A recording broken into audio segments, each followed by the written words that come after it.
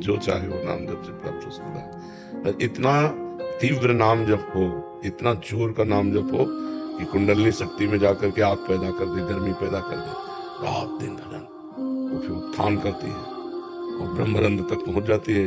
अब जो जितना पहुंचा पाए उतनी क्षमता होती, पर वो ऐसे नहीं होती, वो श्वास प्रश्वास की गति से होती। बहुत रूपों में हो जाना, बहुत दूर की बात सुन लेना, बहुत दूर की बात देख लेना, चट्टान में भी प्रवेश कर जाना, ये सब सिद्धियां प्राप्त हो जाती हैं। अगर इन सिद्धियों को प्राप्त करे तो भगवान का प्रेम प्राप्त नहीं होता। इसीलिए बहुत बड़े बड़े महापुरुषों में कोई सिद्धि नहीं देखी जाती, केवल प्रेम देखा जाता है। वो प्रेम हृदय में जागृत कर लिए। कुछ ऐसे महापुरुष होते हैं जो सिद्धियों तक पहुंच पाते हैं, प्रेम तक नहीं पहुंच पाते हैं। तो सिद्धियां ब्रह्मलोक तक ले जाती हैं, भगवत धाम नहीं। भगवत धाम तो प्रेमी जन पहुंचते हैं। आकाश पाताल एक हो जाता है, मतलब पूरे शरीर की नस नाड़ियां झंझकृत हो जाती है। मतलब जब उत्थान करती है तो एक एक बीता शरीर उठ जाता है आसन से, पद्मासन लगाए बैठे आसन से उठ जाता है पूरे शरीर की मतलब आपको देख के लगेगा इनको प्रेत आ गया है क्या। आग पैदा हो जाती है, आग पैदा हो जाती है। और क्या, परमार्थ की हर स्थितियां जागृत हो जाती हैं। जब भगवान में चित्त जोड़ दे तो भगवान सर्वात्मा है, तो सब कुछ ज्ञान हो जाता है। प्राप्त करके बिल्कुल अबोध बालक की तरह तब भगवान से प्रेम होता है। हे नाथ, मैं किसी योग्य नहीं हूँ, ये बात आनी चाहिए। अयोग्यता आ जाती है। हाँ, अंदर से उसका ऐसा, हाँ, मतलब वो तो परम योग्य है, पर अयोग्यता का अनुभव होता है। बिल्कुल।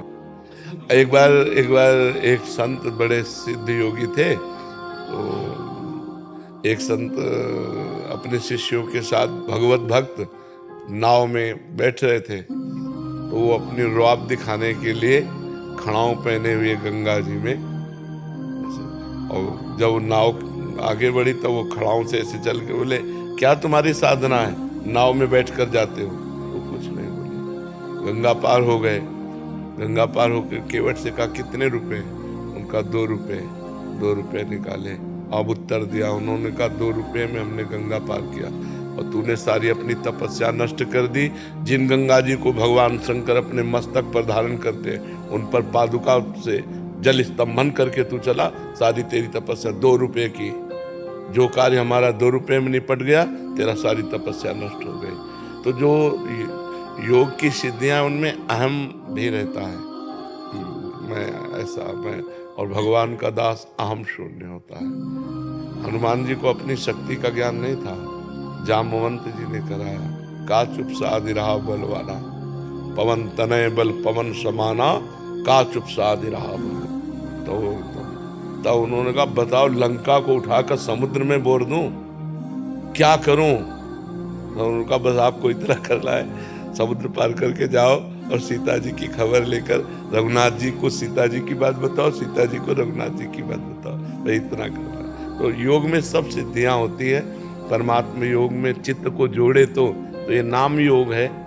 नाम योग से तेसाम सतत युक्तानाम भजताम प्रीतिपूर्वकम ददामि बुद्धि योगम तम येन माम उपयान्ति ते। भगवान कहते हैं, जो निरंतर मेरा भजन करता है उसकी बुद्धि को योग मैं प्रदान करता हूँ, तो सब जागृत हो जाती जाए।